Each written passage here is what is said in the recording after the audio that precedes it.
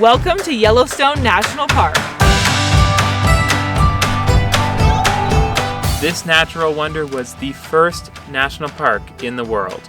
And we love national parks. So we're going to spend a long weekend exploring it in our van. But it's peak season and we've heard this place is just a little popular.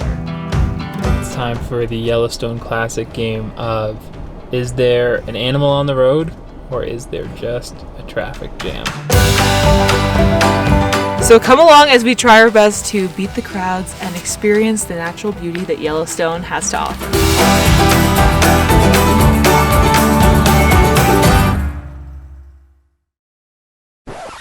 Whoa! I almost lost my life. You gotta be so careful. That's boiling hot water over there. We are now entering Yellowstone from the south entrance because we actually spent the day yesterday in Grand Teton National Park, and already I'm pretty impressed that we're driving right up to the booth. There's no line. I was sure that we were going to wait in a really long line to get in the park, but I guess since it's almost 1 p.m., it's a little quieter. There you go. Have a good day. So like I was saying, we spent the day yesterday in Grand Teton National Park, which is kind of like a sister park to Yellowstone. They're right next to each other, and a lot of people that go to Yellowstone will go to Teton as well. We spent the day yesterday hiking, seeing the beautiful sights throughout the park, and we even took the ferry across Jenny Lake to see the hidden falls. At the heart of Yellowstone's past, present, and future lies a supervolcano. Huge volcanic eruptions occurred here, the latest about 631,000 years ago. The center of what is now the park collapsed, forming a 30 by 45 mile caldera, or basin. The heat powering those eruptions still fuels the park's geysers, hot springs, fumaroles, and mud pots.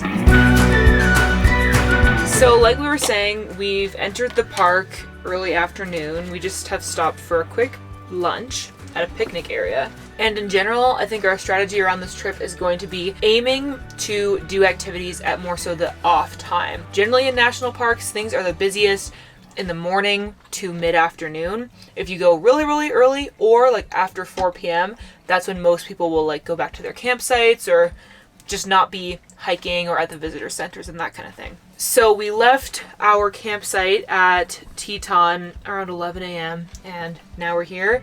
It's early afternoon and we're just gonna kind of chill and drive through the park and take it easy and hopefully go see Old Faithful around 4 o'clock this afternoon. Also, we fully acknowledge that while complaining about crowds, we are also a part of the crowd. Oh, yeah. So it's not like we're above being around other people. I just think we don't have any super strict time constraints, so if we can go at the off time, then not only does it make it less crowded for the people that are there on the on time, but hopefully less crowded for us too. We've read that the congestion, the traffic, can be really bad, especially around Old Faithful. Sometimes there are traffic jams that last over an hour where you're hardly moving at all. So that would be nice to avoid, just, to have a pleasant experience of the park. Mm-hmm. We'll see how it goes. All right, I'm ready to navigate. I already set Google Maps.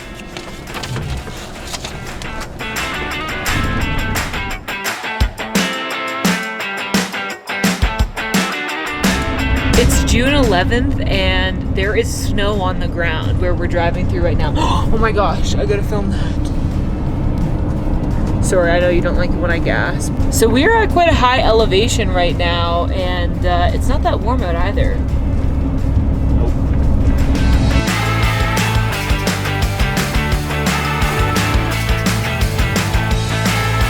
We have arrived at the Old Faithful Visitor Center. Can we find parking? Yeah, there's lots of spots. There's lots. Yeah, I think a lot of people have probably started leaving for the day, so great. I've seen tons. I think we can pull in any of these. Yeah. Go in here. Yeah, look at it all.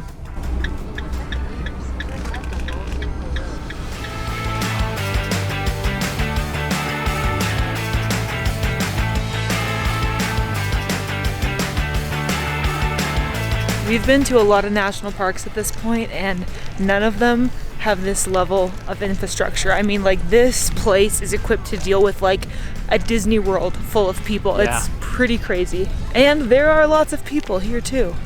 Yeah, and we've never been to a national park that has a geyser before. Yeah. So I don't blame anyone for coming. This is gonna be really cool, I think.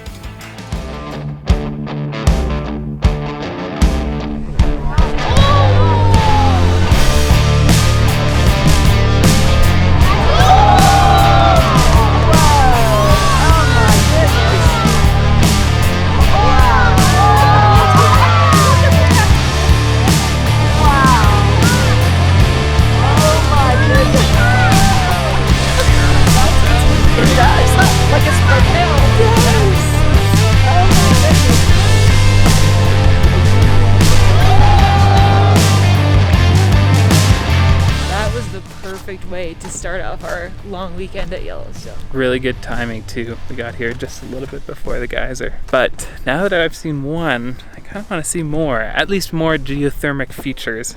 But hopefully another geyser. Let's go for a walk. We're exploring the Upper Geyser Basin Trail. And we're gonna see a bunch of steam, I can already see. And maybe another geyser.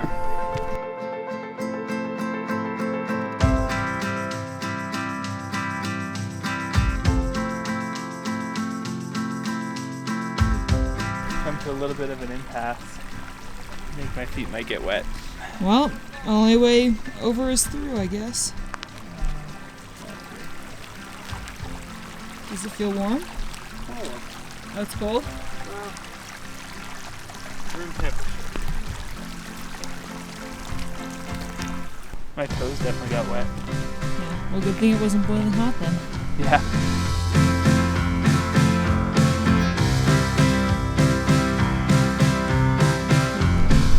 So they believe this grotto geyser formed because silica coming out of the geyser, Like the minerals in the geyser. started to attach to some dead stumps or dying trees, and that's kind of what gave it its interesting shape. It is an interesting shape.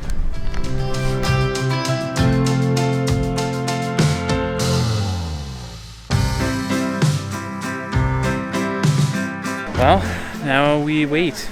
We read the sign, learn a couple things, and we might wait 45 minutes or more for this.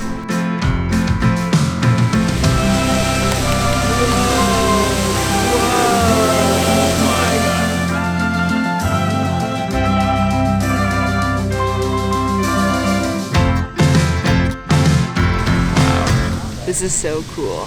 Unlike Old Faithful, which only erupts for 5 minutes at the most. Something like that, 3 to yeah. 5 minutes. This one, Riverside Geyser, erupts for 20 minutes.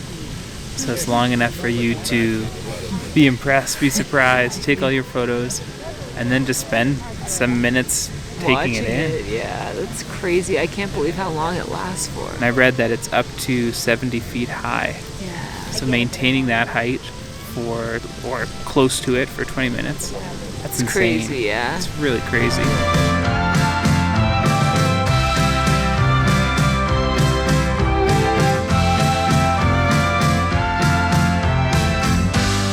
Well, it's been a successful first day here at Yellowstone. We've done some good geyser spotting. And the thermal pools too, like all around these geysers, there's different spots where steam is coming out and the water's bubbling. Whoa. Now it's 6 o'clock though, so I think it's time for us to head back to our campsite for the night. It's hard to leave such a special place. Like, this is not like anything I've ever seen before. It's really cool, really unique.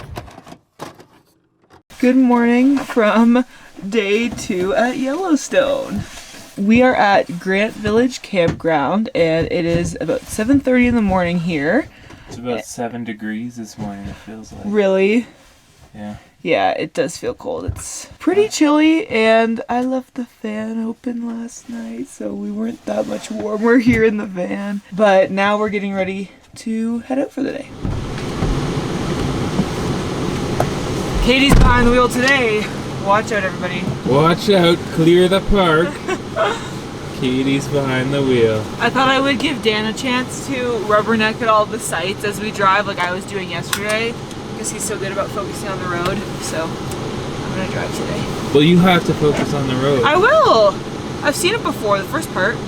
That's true. I'm supposed to turn left out of here. Yeah, Okay. go left. See, I have some sense of direction.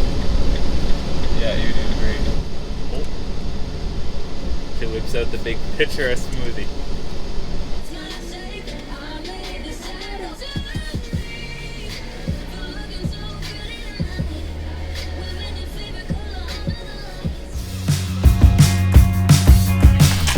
Our first stop of the day is Biscuit Basin.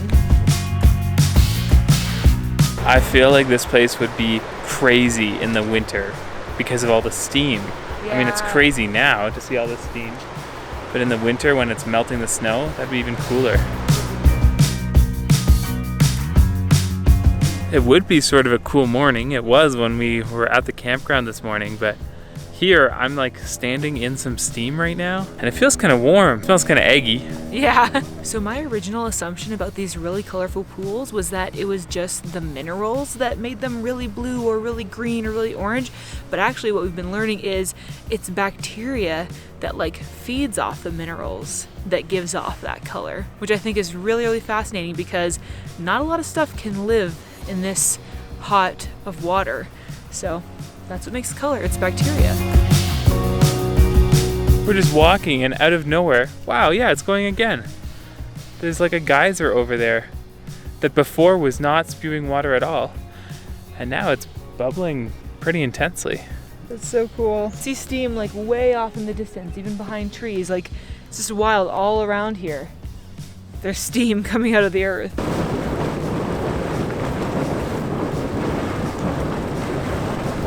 I've seen a lot of like pictures on Instagram that show super vibrant colors, and I think people are editing it, increasing the saturation to make it look more impressive. So we'll try to give you an honest look. We're not going to filter or adulterate the footage in any way. I don't have time to color grade this, let's be honest. I got too many other videos to edit. All right, on to the next step. I find these like geothermal features so cool, and it's just a reminder of how thin the Earth's crust is.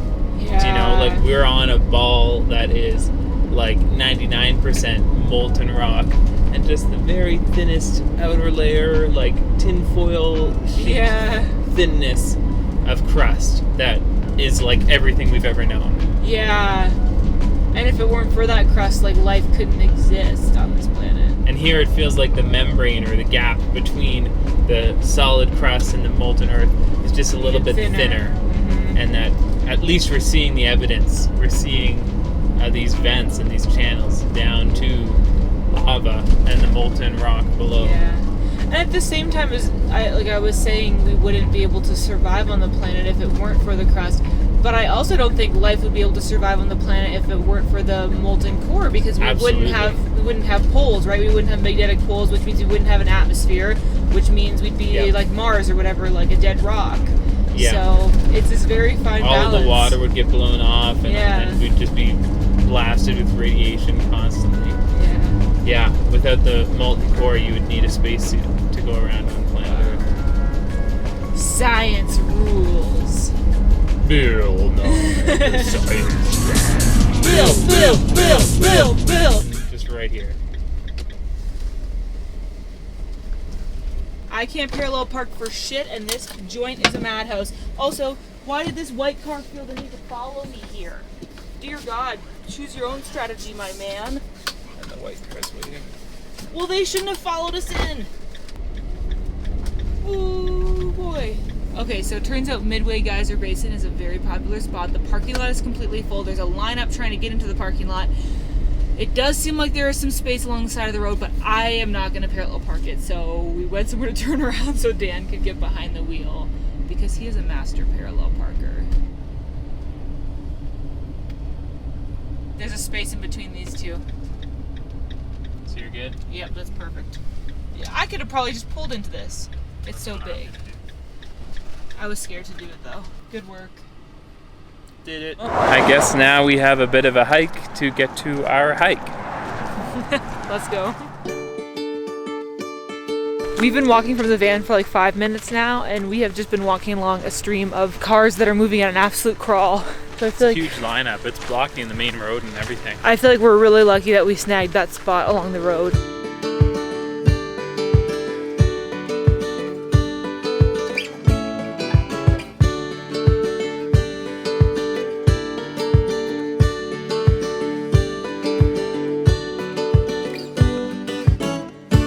We have made it to the Prismatic Spring, and it's beautiful. But one of the things I find really cool is all of the buffalo tracks just off the path here.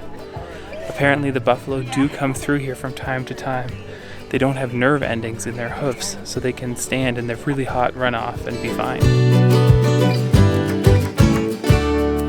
It's just a huge amount of steam, and on a cool day it actually feels kind of warm to walk through the steam. The one downside of being here on a cool day is that there is so much steam. I feel like if the air temperature was a little bit closer to the water temperature, you might be able to see the pools better. Yeah, that's true. That's true. You can just see the edges of them, the colors on the edges.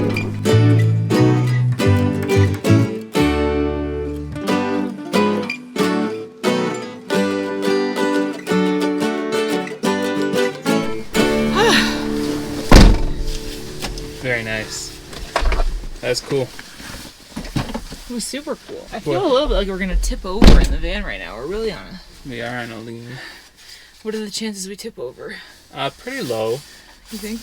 but non-zero. Time to head to our next spot. We've arrived at Fountain Paint Pots. I think that's correct, yes. Fountain Paint Pots Trail.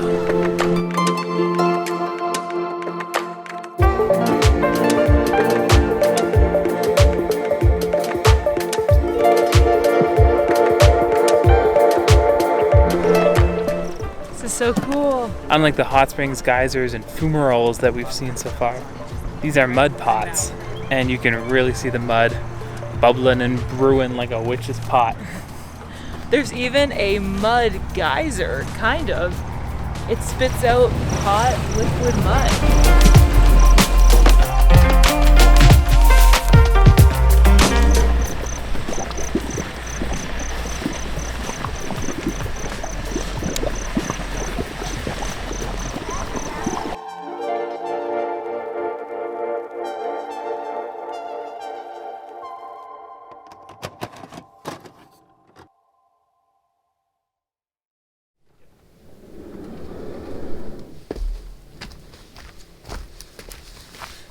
Good morning. Welcome to day 3 of Yellowstone. We are rolling out of the Grant campground one last time. We've stayed here for the past 2 nights, and it's been pretty nice. Yeah, not a bad campground. Not the most private, but it's alright. It is just before 8 a.m. and let's hit the road for some more adventures. Welcome to Mud Volcano. We are continuing our travels north through Yellowstone, and this is our next stop. What I find fascinating is that these thermal features are always changing. This mud geyser used to erupt on the hour every hour until like 1927 when it just stopped. There's a lot of earthquakes in this area and a lot of seismic activity, and geysers are in a way kind of delicate.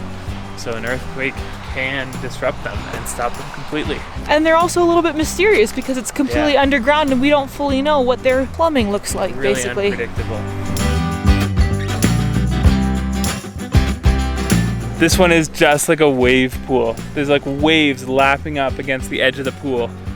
Oh, it looks enticing. I know it's scaldingly hot, but it does look very fun. You do not need to be a serious hiker to enjoy Yellowstone. Most of the really famous thermal features that people come here to see have very accessible boardwalks that you can take to see most stuff. So it's really not like intense, difficult hikes. And the boardwalks, some of them are wheelchair accessible, and they're mostly less than half a mile or less than a kilometer long. So not at all strenuous.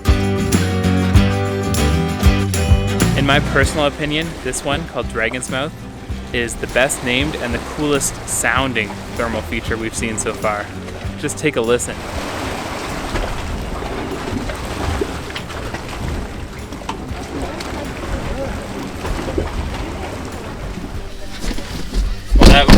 That was really cool and only a little bit gross. It's funny because I actually find the mud pots like oddly satisfying. Like it's so Really? smooth. It almost looks like That's creamy to me. I'd love to get in there and just like stir it with a big wooden spoon. That does not sound appetizing to me. Let us know in the comments whether you think the mud pots look gross or if you think the mud pots look like the perfect sort of texture of like paint. Yeah, they look like paint. Paint we can agree on. Creamy, that's not right.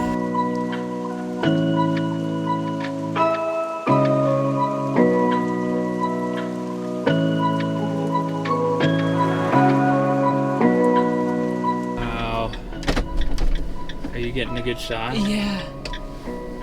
We have officially spotted some of the famous Yellowstone bison.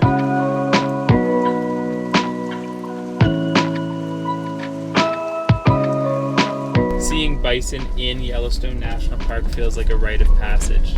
Very iconic. Yes.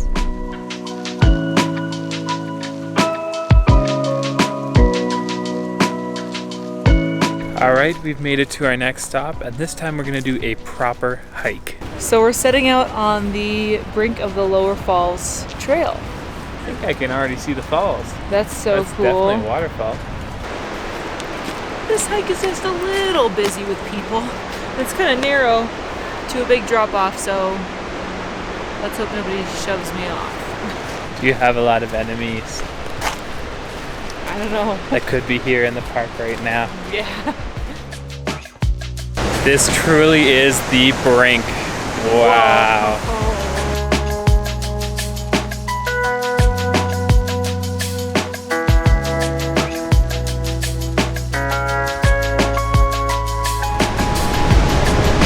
It wasn't until now that I understood why they called this place Yellowstone. And now we'll leave behind 70 of our closest friends to continue taking their photos, and we'll head for the top. Time for the Yellowstone classic game of, is there an animal on the road or is there just a traffic jam? I feel like this is one of the few places where that's ever a question. Because it's like most places where there's wild animals, there's not enough people to make traffic. And most places where there's traffic, there's not wild animals. But here we have both. Oh yeah, we got lots of both. We are renewed and refreshed and ready to continue on with the day. It's crazy how much the weather can change in a short time here. Like we were very, very cool this morning. When we woke up, it was like 5 degrees. Now it's 22, so we're quite warm. And we're gonna go for a scenic drive.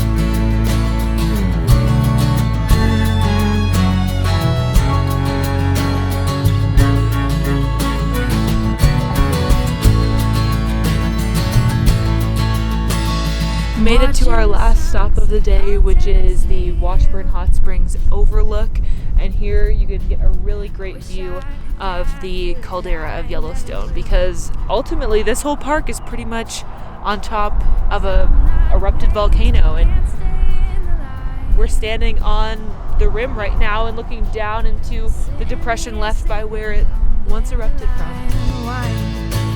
Well, just because this was our last official stop doesn't mean that we're out of the park yet. We still have at least an hour of scenic drive until we take the north exit out of Yellowstone National Park. It really is huge.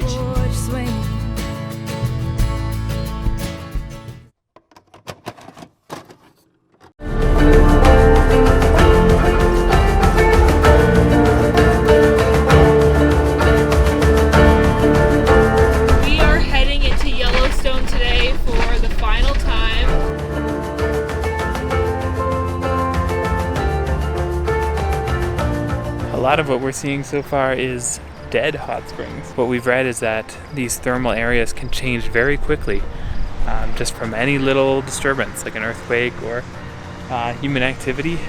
I think this used to be a hot spring and it is now just a collection of minerals.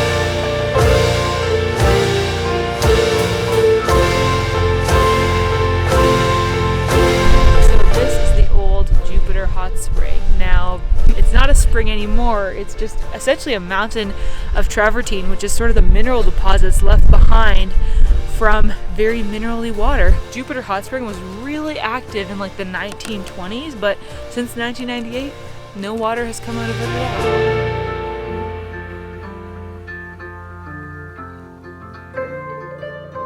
I'm kind of glad we started at the south end of the park, because if this was the first thermal feature we saw, I'd be like a little disappointed.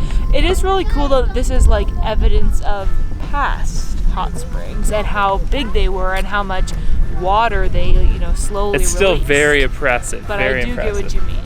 It's just not what I had pictured. That's fair. Well, that about does it. That is a wrap on our Yellowstone experience. I feel like we've seen the active and lively geysers, and this is the other end of the book. What they look like at the end of their life. Yeah. It is a brilliant white color. This has been such an impressive national park. Yes, it is busy. Yes, it is full of people, but I can totally see why. Popular for good reason. This is definitely a highlight of our trip. This was kind of our goal for this big van trip, was to get to Yellowstone. But there is more adventure still to come. Oh, there's more driving to do. Yeah. So make sure you're subscribed, hit that notification bell so you don't miss our future van life adventures. And as always, we love you and we miss you back home. And we will see you in our next video. Bye.